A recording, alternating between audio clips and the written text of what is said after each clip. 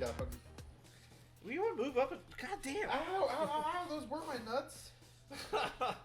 She's They're like, not not eating anymore, right bitch. now. You getting up here? Are you coming back or what, little girl? She's like, my contract specifically says I need more space. So, welcome back to the show. This is our Phil-centric segment, and this is things that we talk about Phil with. So, I'm gonna take the blame for this one. All right, we were talking about fandoms, how they've grown, and he has a certain fandom that's literally exploded. I will tell you how he is to blame. I'm going to ask the question I asked you. Then you can explain how you contributed to this, and then we can talk about me. I asked a very simple question. What is the best concert you've ever been to? And what was your response, my love? Insane Clown Posse.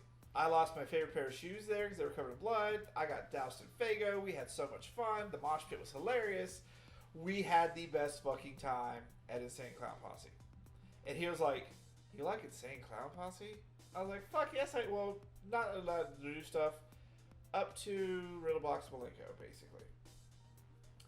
So, that started a cascading effect I did not expect. Because one of the things you gotta understand about Phil, we cannot drive to the mailbox without him having a playlist on from his phone playing. Like, he has to have playlists all the time. We cannot go to the mailbox, which is literally 2 seconds away driving, without him. We cannot get out of the driveway until he has control of the radio and he is playing what he wants to play. Are you getting up here or not? Are you coming, dog? So, Phil has discovered the Insane Clown Posse Juggalo type of lifestyle. That's where it started. Okay, his Juggalos were definitely looked at very differently, and he judged them very well. I wasn't a full-on face paint Juggalo, but I did love that stuff. I was very judgmental, y'all. And then he discovered something that was part of the ICP universe. So, one thing y'all should know about me is that when I don't understand something or I don't know about something, I go look to see if there are documentaries or stories or articles about it. And there were a couple of documentaries about ICP and the little universe that they created that I did not know that they had created. And they had an artist in their little universe that was named Twiztid. I remember Twiztid from back in the day. I actually used to buy a couple of their albums. But remember earlier in the segment how I said that you just have to embrace your fandom and sometimes it's not easy? I didn't tell people I liked Twiztid because I used to get made fun of for liking Twiztid. And because of how hardcore people make fun of people who like Insane Clown Posse. And the fact that they labeled the Juggalos a gang, whether they do anything criminal or not. But as I watched these documentaries, those were some of the things that helped me learn that lesson, that we're all looking for happiness, and we're all looking for something that brings us joy and gives you a break from the real world, and we all take different paths to get there. Twiztid just happens to offer a real fucking fun path to get there. And so I started listening more and more to their music. More and more to their music. And more and more into their music. And it became not about ICP, and that's not to knock them. They started it all. But I became super... I hate to use the word obsessed, but like... No. That's the correct term. Obsessed. The thing with Twiztid that drew me in, among all things, is they just don't give a fuck. They do what they're going to do, and they make the music they're going to make, and you can like it, you can hate it, but it's there for their fans. They're having fun. They enjoy... Exactly. They're fun. They enjoy what they do. They're not doing it just because it's a business, because it's what they're driven to do. And they like I said, they do what they're going to do. Like...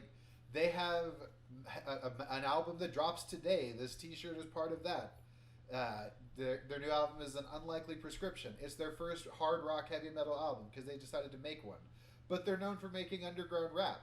But they also have like hip hop that's almost like synth and dance music. They make what they want that sounds good, but their songs, a lot of them, are about having a good time and just having fun. and they've created their own record label called Magic Ninja. And that's what I became even more obsessed with. Y'all, he's is probably all the artists that they have found that do that have that attitude and that make that kind of music. That Magic Ninja is the label of motherfuckers who want to go have fun and just enjoy themselves and just light up and have fun. Just make a party. It's so much that he enters all those contests where you have to watch the video every day and do. Everyone's helping him to try to win these contests. I actually did win third prize in one of those and get a free autograph poster. Fuck yeah! He's got I put some of the posters he's got and they're framed in the studio. He has dived into this so much, y'all, and I love it. I love it. He even bought the giant Twiztid Halloween cutouts for our house this year. Because Gavin decorates for Halloween every year, and I was like, I can't wait to put this shit up. I want to represent a little bit this year with some of what I like. He's got an entire wardrobe now based off Magic Ninja stuff. So much so we had to get an armoire just for it. I wanted to have a place to put the shirts, but see, the cool thing is he loves and he looks good. He loves them. I love them, and I'm a big guy, y'all. Obviously, you can see me on camera. I'm a big guy. Look how big his hands are compared to mine. When you put the wrong hand up. It don't matter. They can still tell. Yeah. So, it's hard to find stuff in my size. And some of my favorite artists, one of the reasons I stopped buying T-shirts and I stopped buying merch when I went to concerts is they never had anything in my size. So I could go see my favorite band and go to the merch shop and I could spend $40 on a T-shirt that I could put on a hanger and never wear because it wasn't my size. I've lost a lot of weight, but it still doesn't make those old clothes fit. And then when I was getting into Magic Ninja and I was getting into their artists, it's like they remembered they have plus-size fans. So I can get shirts that I see that I'm like, that's so awesome looking. And it's in my size. Holy shit. This is the fandom into which I have fallen. But it's not a fandom that I regret or I'm embarrassed about. Never be embarrassed about things you love. Exactly. Never be embarrassed about supporting the people that you love and support. And that's what I enjoy. I also laugh because he's like, I got you Halloween gifts. And I'm like, well, how much of them came from the Magic Ninja store? Because he started buying me shit like hats, and we got the face mask and a couple shirts. And it's not my thing as much as his. But I love some of the designs. But like, he's all about Gibby Stites. And he was all shocked to find out that none of the gifts I got him were from the Magic Ninja store. Okay. Today's was. No, it was from Ala Zula Luge store, which is the Long Live Evil store. It's still Magic Ninja. But yes, but Magic Ninja have discovered this amazing array of artists who are just making music to have fun and tell stories. He mentioned Gibby Stites. I love Gibby Stites. He makes what he's calling mental health music, talking about the fact that people do have mental health issues and not everybody knows because they're invisible. And sometimes it helps to hear other people talk about what they're going through. And that's what I've loved about Magic Ninja. Their music, whether you know it or not, is for everybody. They've got a little bit of something for everybody. And all they're really encouraging you to do is be you and have fun. And it's a lesson that I've been trying to learn for years. And I think Gavin would say, since I've gotten into this fandom, I'm learning that lesson much better than I have ever before. He's also embracing his musical nature more, making better music and really understanding a lot of that more because he sees that it's not just about the bottom line. It's about really being passionate and loving what you do. And so he's been making more music.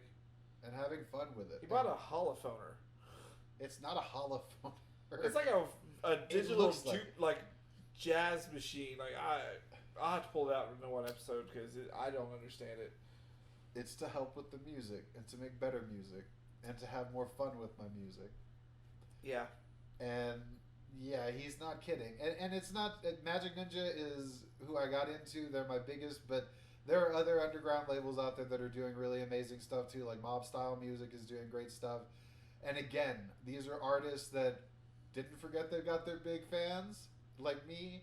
They've got everything for everybody, but if you just listen, you'll be surprised how many times the songs are just about having fun and enjoying life and remembering life is short. So be the fuck who you want to be and go out there, and if you're not hurting anybody, enjoy the shit out of your fandom. I love the fact that you came to that realization finally. I love the fact that you can buy these jerseys and be happy. Like, he's been so happy being able. Like, we went to the store one day wearing our Twiztid masks, and he was wearing, like, I think one of the band shirts. And these old ladies were like glaring at him, like, "What the hell? Like, what's wrong with you?" Like, and I just could not give a fuck less. I was. It used to be he would shriek away behind like the frozen section and be like, "They're staring at me." But embracing himself and discovering people out there who are help guiding his fandom, I 100% support it. And we were supposed to go to Necronomicon this year and see the big show. We had tickets and everything, but with some of the things we've been dealing with in COVID, we just had to make the decision not to go. So broken finger, y'all. It would have been cool. Other things. It would have been so cool to go, but there's always going to be next year. You know, Twiztid does it. They're going to be at Comic-Con in New York this year too, so they put on their own event, but then they also go to others.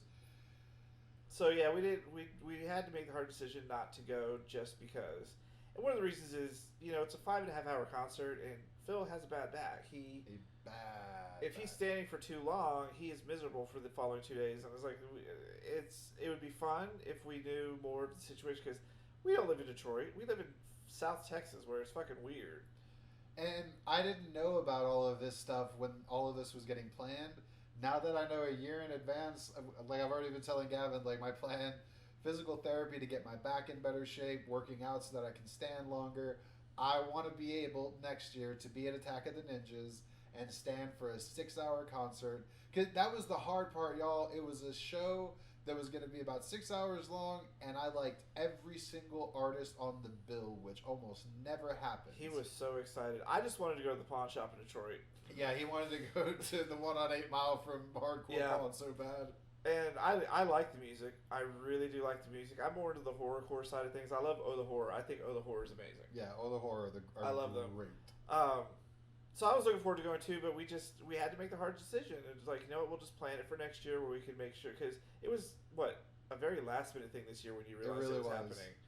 So it wasn't the smartest decision, but we decided, next year we're gonna go, and if we're still doing the show, hopefully by next year we'll go from there. You can see, like, I'm hoping you guys like the show enough that we're gonna keep it going, because it's been lots of fun. But we will get into some harder topics and some easier topics as we go. But yeah, so it was funny because every day we get a package. It's from Magic Ninja. We don't get packages every day from Magic. Okay, there was about a month there where we got a period where we were getting packages from Magic Ninja. I do love me some Magic Ninja stuff. They have cool. It's the art too. He gets the posters. You got the CDs. The art is fun. We've got the frame stuff hanging up in the studio.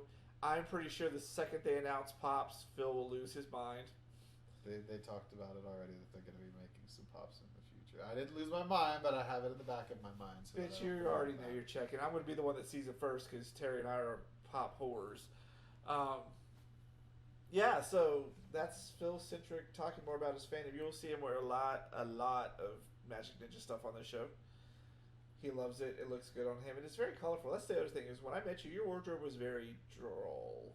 It was dry, like it was boring. I wasn't kidding, y'all, when I said my inner child was wearing a 3-piece suit. Like, I didn't know how to let go and not be judgmental and have fun. And it's taken a lot for me to learn how. And it's weird to say that a record label did that, but the message behind so much of what they do, it just resonated everything. With me. All of their artists. And all because I said I liked ICP. And I had to go research what I was getting into, because I had heard of a juggalo, but I'd never met one. I didn't know exactly what that meant in person. Everybody knows who ICP are, but you don't know what they stand for. And that was part of the other interesting thing, is watching the documentary. People call them a gang and that they're terrorists, but if you listen to them, a lot of what they're talking about is, y'all, quit being fucking hateful. Racism is whack and bullshit. Everybody's equal. I was like, well, then why are they a gang? It's because they dress different, they look different, and they're kind of rowdy. I'm not rowdy like that. But you get eager people together, they're going to get a little rowdy. And these are people who just fuck the world.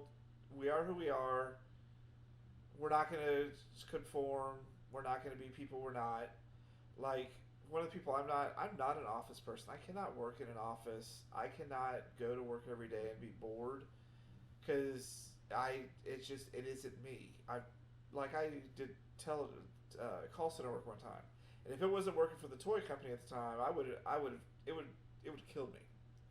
But we worked for like a toy catalog educational toy company, and we had so much fun doing that. I try to find the fun in everything, but I can't in an office. I just can't, unless it's like a fucked up office. Because I had a friend who worked in an office every day, and he would call and tell me about Estrogen Row. It was where all the women worked. They were like the old women cacklers who always loved the birthday parties and had to go be first in line for cake. Like they lived that office life. All sorts of things he would talk about in the office. Like, I just can't do it. I have to be able to be free. And so I thank you, Magic Ninja, for allowing him to be freer than he was and giving him clothes that have color. Because I swear to God, if you pulled out one more black or gray thing from your goddamn closet, I was going to burn it. That's all I had, y'all. It's a whole other world and a whole other me, but it's been fun getting here.